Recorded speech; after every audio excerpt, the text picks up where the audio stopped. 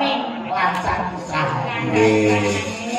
Tur dawuhipun Pak Mujito menawi mangke karenan penggali tur warga masyarakat meniku saestu antusias anggenipun mirsani wayang mangke taun ajeng ugi badhe wayangan melih. amin Ning tanpa ngangge dagelan gareng.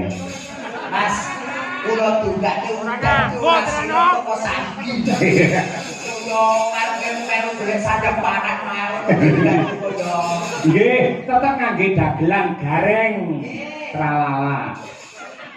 lho kate kok kok bebas ngajak iso pisan tok kapok kok Mas yo jauh golek sajak panak Mas Cahyo niku repote nenten nggih nuwun sewu Imam Bapak Cahyo tadi seorang sarjana, seorang dosen. Oh, dadak penting kula porsi-porsine kula ngeten iki nika ngoten kan besok pas Cahyo niki. Dadi iki kula ngeten iki nggih namung donga mawon ya Allah. Muga-muga pas Cahyo ngejog kula. Ya Allah. Muga-muga Mas Cahyo ngejog kula. Kula nggih ngoten terus. Sampe lek ndonga ngoten malah salah. Lah kok pripun lho? Mugi-mugi wonten piyayi nanggap Mas Cahyo lajeng ngejak kula. Ngoten. Ya Allah, mugi-mugi wonten priyayi ngejog Mas Cahyo ngejak kula. Nggih, niku dereng karuan lek dadi lho Mas. Lah terus Mugi-mugi ngejog kula ning nggih mboten batal. Lek batal merongos lho sampeyan.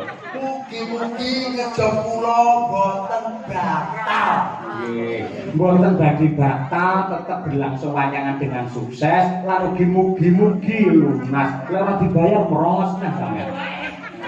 Kaya ora welas ya. Kaya ning boten Mas, sportivitas dulur-dulur Ponorogo. Nggih. Nanggap biar ora tahu tegese muni ning bumi, ora tahu brudel, kabeh barang sing halal, barang sing becik dipangan yo enak, diombe yo ora ngerti. Nggih, niku. Napa meneh sewaten beliau Pak Mujito. Pak Mujito nando awake dhewe. Kapiran panganan lumintu. Lah ora awake dhewe wis dadi seniman, paling apa kuwi tugase yo menghibur masyarakat masyarakat. Lek Pak Mujito gawe tentreme masyarakat Indonesia. Membuat dari bakat bentising NKRI. Lo abot banget gaweane niku abot banget. Abot tenanan kula lek iki wis dipehe rezeki, iki syukuran bengi iki kanthi meriah. Oke banget lek sore mau penonton, lek wayah gara-gara kesinggungan iki sedaya menika penanggap. Amin. Nanggap wayang klasik tanpa gareng. Mas, iki liyane banyulan kuwi ora. Boten, sekali jenengan wong kula niku milih utawi nderekaken piyayi ingkang kepareng nimbali Mas Gareng. Leres. Lah niki wonten pernae yang disawang niku kaya adi Mbak Elisa. Naminipun Mbak Birgita Ayu. Dereng nganti panggil ya. Kula to. Kula dereng. Iki ketemu. Nggih. Sing pundi to? Sing pundi lho Mbak Bibi? Siji terus. Wah, kula iki ora siji kok. Ora. Kula telu iki bukasi lho telu. Nggih. Mrika kula kadang iki sareng kali Mas Aa. Nggih. Kali iki. Ah, iki syukur. Ya Mbak Birgita tukung men jumeneng coba kaya apa. Ya. Mangga.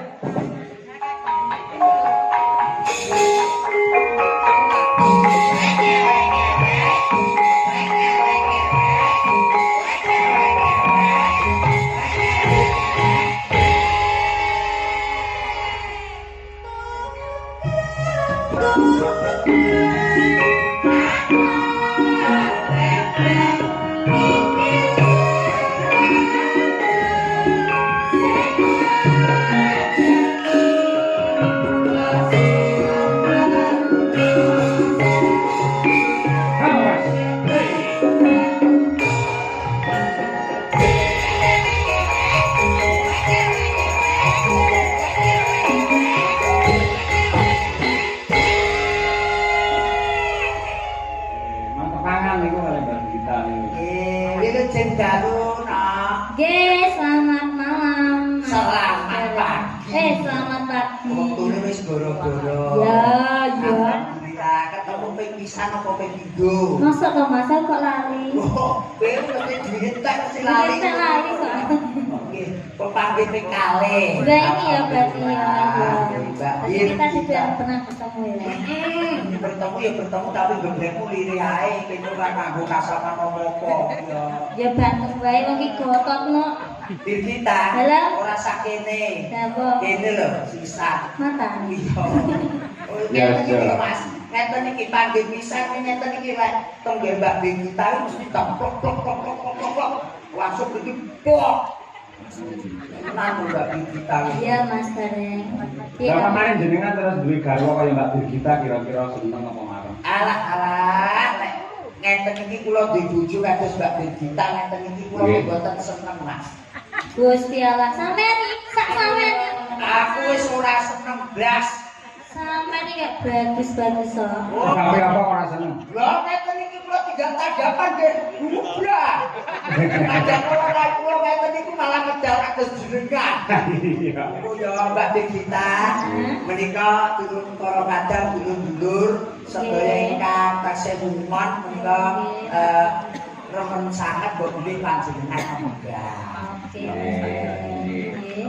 Pilihan pamulutan Pak Dalang. Wonten ingkang ngersakaken bali saya mboten kesian. Buatan niki mau, cuman nanti kalau Mas Gareng juga bisa nyanyi loh ini. Oh, Mas siap. Gareng. Nanti kalau duet Mas Gareng.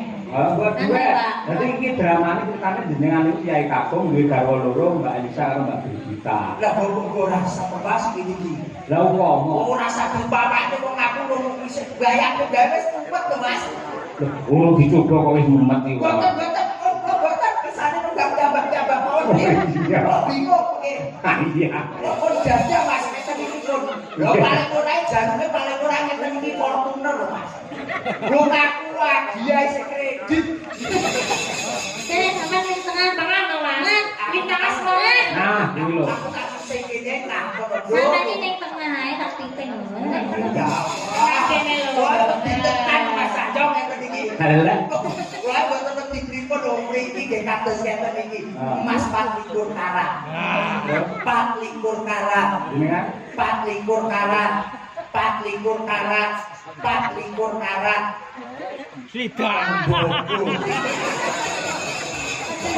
sampeyan jenenge lho. Tembokone lho iki gawat iki temboko lho. Oke lah, gogo kan digawe, tapi digawe panci lho. Lho bonito iki. Iya. Pasti keprone sampean kuwi malah ora.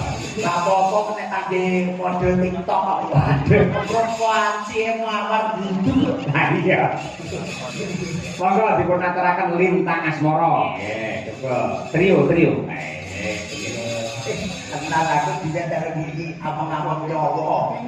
Aku bingungan ning omah iki dene rumiyan iki. Oh iya. Gak gitu.